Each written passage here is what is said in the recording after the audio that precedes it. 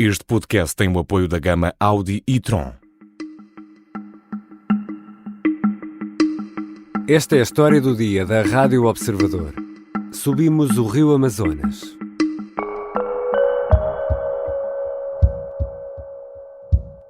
Dois terços de todo o território brasileiro permanecem com vegetação nativa, que se encontra exatamente como estava quando o Brasil foi descoberto em 1500. Há menos de um mês, Jair Bolsonaro fazia este ponto de situação na Assembleia Geral da ONU, em Nova Iorque.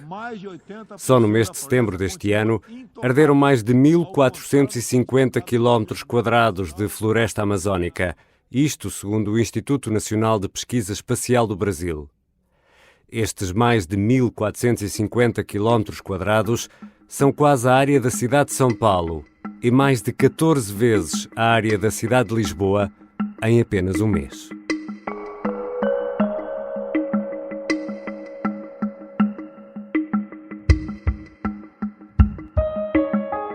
Apesar de anos e anos de promessas, a floresta amazónica, o pulmão do planeta, tem sido devastada e as populações indígenas são empurradas para perto das grandes cidades.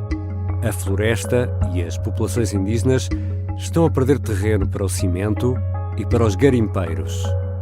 Neste episódio, subimos o rio Amazonas, onde estiveram os enviados especiais do Observador ao Brasil, João Porfírio e Carlos Diogo Santos. Eu sou o Ricardo Conceição e esta é a história do dia.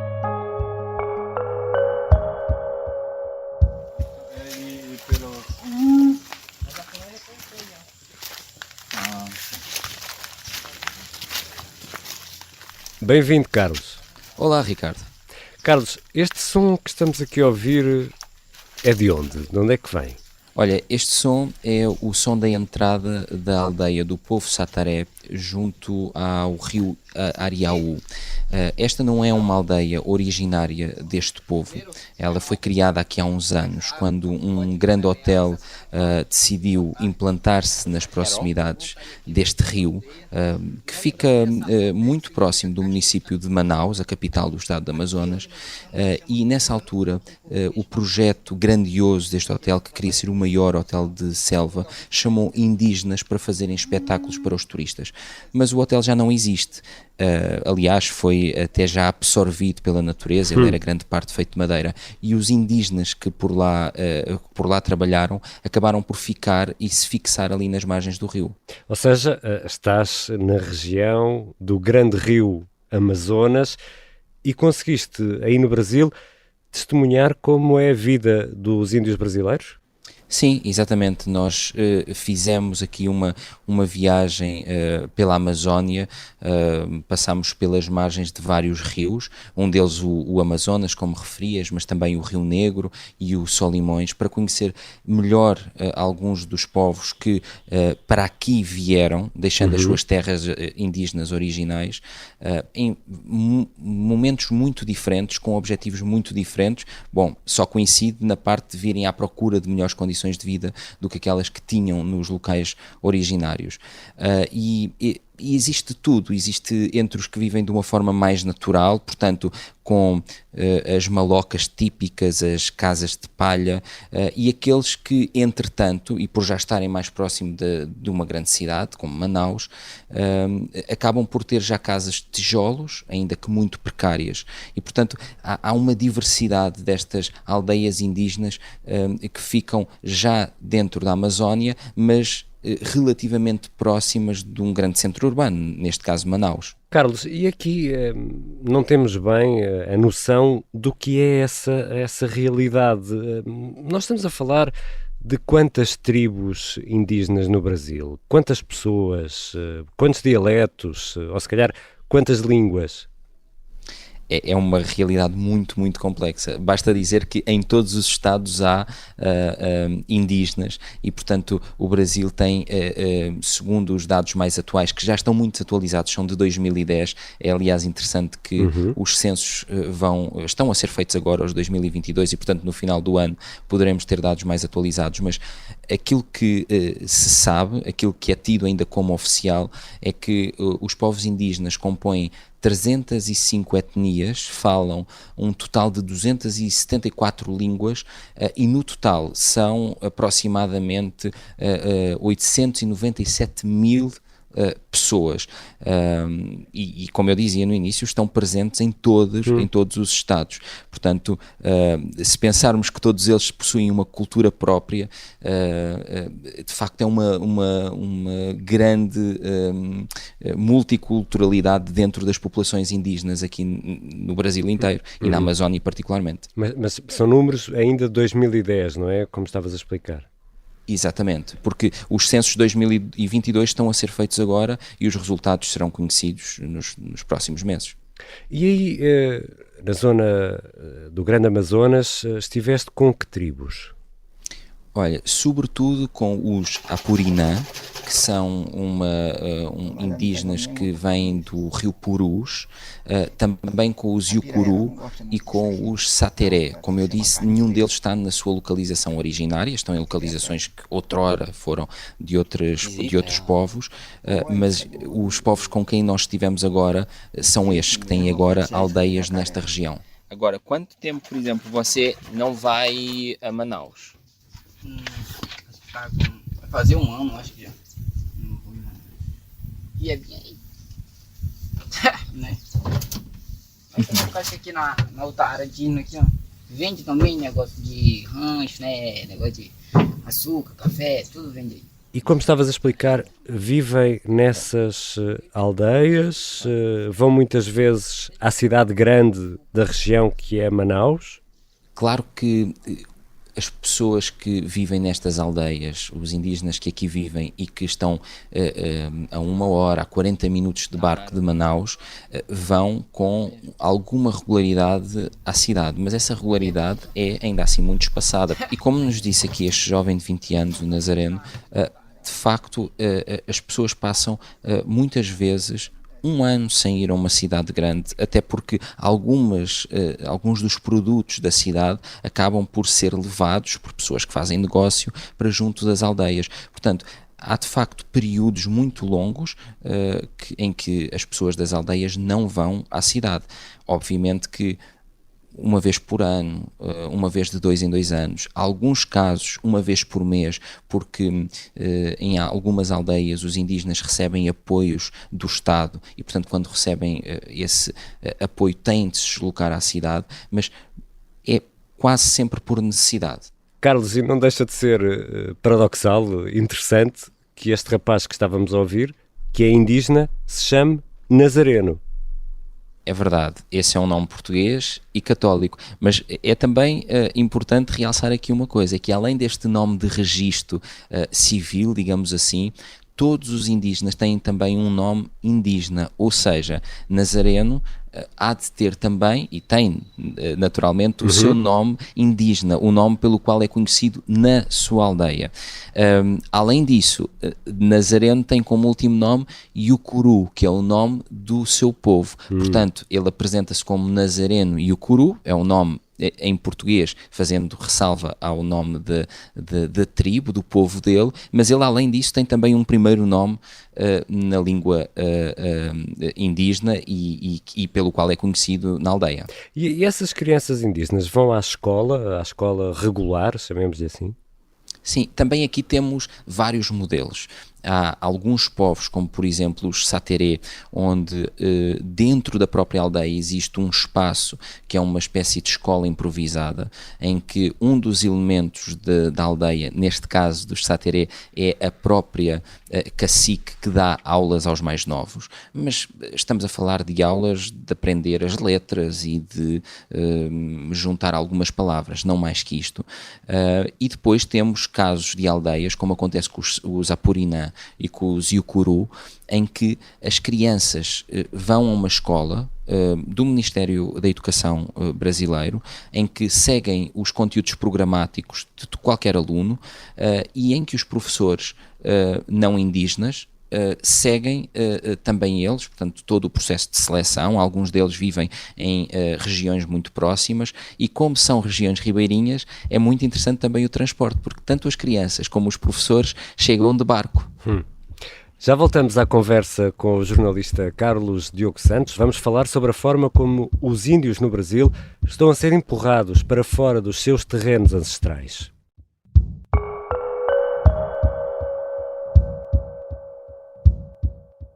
Sim, a gama Audi e-tron é 100% elétrica, mas é mais do que isso. Leva-nos mais longe do que imaginamos. Encontra no silêncio o ritmo perfeito. Faz-nos olhar 2 vezes se formos suficientemente rápidos. Por isso sim, a gama Audi e-tron é 100% elétrica. E entre outras coisas fantásticas, apoia esta história do dia. Audi, o futuro é uma atitude. Estamos de regresso à conversa com o Carlos Diogo Santos. É um dos enviados especiais do Observador ao Brasil, no âmbito da cobertura das eleições presidenciais brasileiras. Já percebemos, Carlos, que os índios brasileiros estão quase que confinados a aldeias. E temos a ideia de que há uma diminuição das áreas, por exemplo, de caça e de pesca, mas sobretudo de caça. Isto tem a ver com a desflorestação da Amazónia? Eu acho que mudou em termos de... que antes não era assim, não era muito desmatado como está hoje, né? Era mais fechado. Tem tudo a ver com isso. Obviamente que aquilo que nós percebemos é que para onde quer que um indígena fuja, ele vai sempre encontrar problemas, mas se focarmos nas terras originárias, de onde eles são naturais, de facto, por mais que haja demarcação de territórios indígenas em vários pontos do Brasil, não só na Amazónia, mas na Amazónia isso é muito claro, o certo é que há constantes invasões desses terrenos, muitos deles já demarcados, portanto, oficialmente reconhecidos como terras indígenas e onde não se pode fazer exploração de minério ou de qualquer outro recurso. E o certo é que constantemente há exploração de ouro, o garimpo ilegal, como se fala aqui, madeireiros, mesmo desmatamento para agronegócio, e isso são realidades que de facto, como dizias, acabam por reduzir o espaço dos indígenas, mas também ter reflexos na forma como eles poderiam viver, porque ficam com menos caça, os rios ficam poluídos, nomeadamente com a extração do ouro, e portanto tudo está ligado com a desflorestação. Porque isso, Carlos, é outro problema, quer dizer, não estamos a falar apenas da madeira, há também uma espécie de corrida ao ouro. Exatamente, há uma grande corrida ao ouro. Esse é, aliás, um problema aqui no Brasil. Tem até marcado a campanha presidencial, porque o atual presidente até se tem mostrado a favor de uma regularização do garimpo, da exploração do ouro dentro das terras demarcadas, e, portanto, é um assunto muito, muito importante e que está na ordem do dia aqui. Aí vem aquele que chama fofoca, né? Aí quando você acha, todo mundo encosta do lado aqui e vai te expulsando e vai dar até bala. Entre garimpeiros. Estamos a ouvir aqui um garimpeiro. Quem é este homem? Sim, Alain é um homem que durante muitos anos foi, portanto, garimpeiro. Ele explorava o ouro em regiões da Amazónia e em algumas áreas demarcadas. Eu e o João consideramos que era relevante ouvir também este lado, não é?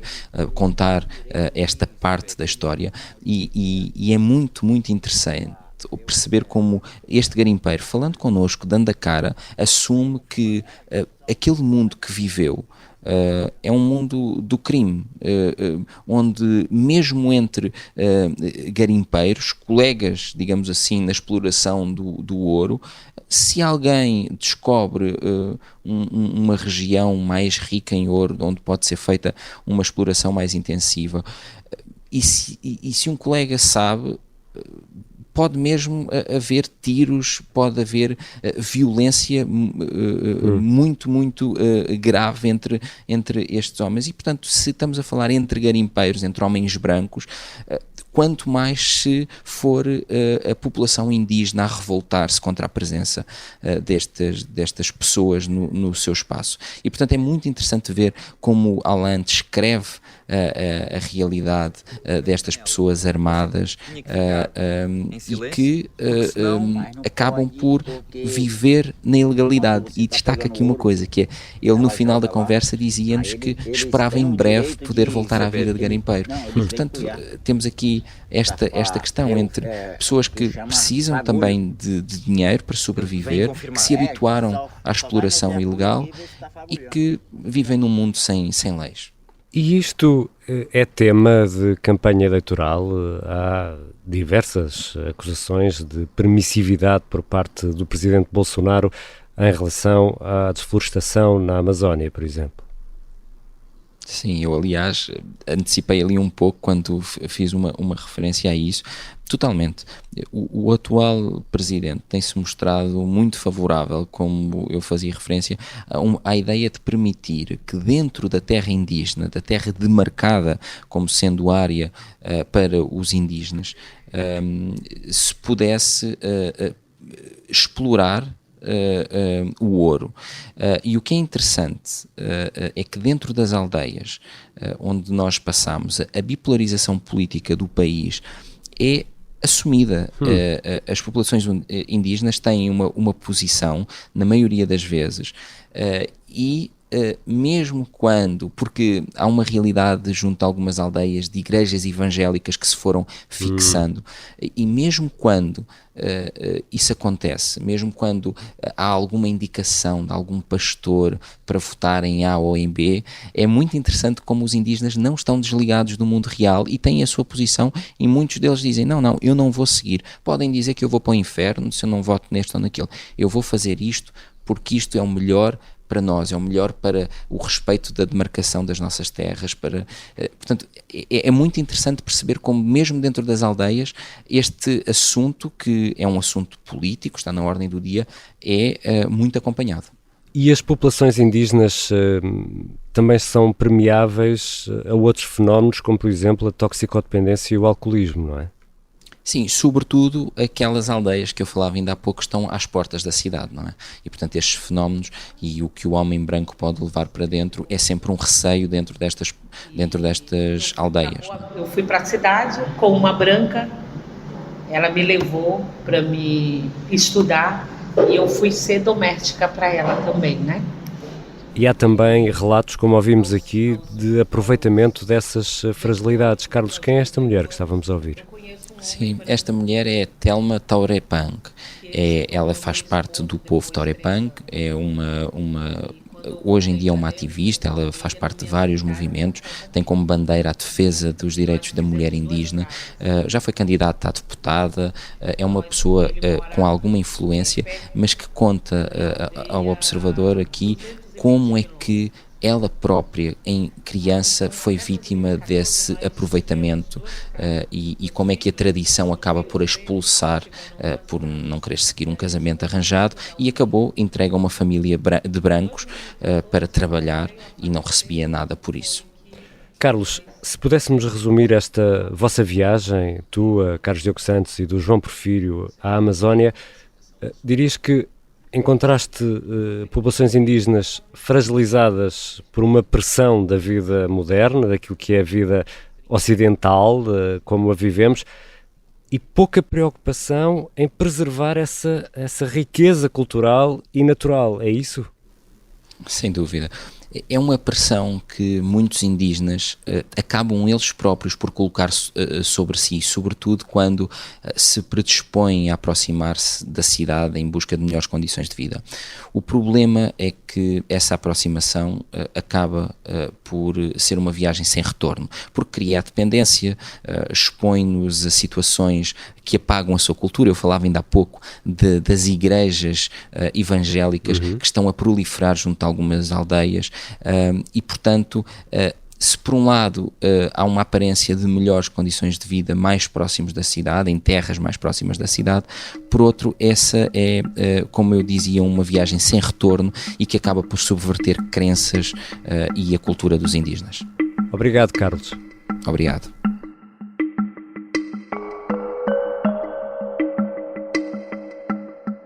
Carlos Diogo Santos e João Porfírio são os enviados especiais do Observador ao Brasil, em plena campanha eleitoral. A segunda volta das eleições está marcada para 30 de outubro. Esta foi a história do dia. A sonoplastia e a música do genérico são do João Ribeiro. Eu sou o Ricardo Conceição. Até amanhã.